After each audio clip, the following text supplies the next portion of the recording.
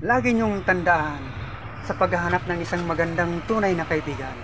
Hindi dinadaan sa pangiti-ngiti, kundi ipinapaiwatig ang kanyang magandang ugali. Ganyan, para lagi tayong bati. Ang kaibigan, parang pera. Kapag mas marami, mas masaya.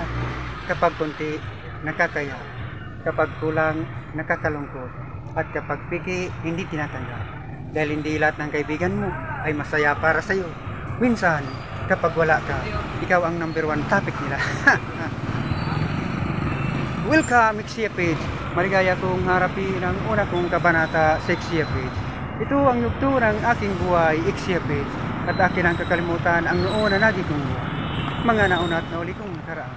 Maraming salamat sa inyo, mga kaibigan. Salamat sa pag-unama. Salamat po sa mga panonood at pagtangkilik sa Galaxy Secret Lab. Balik sa dati.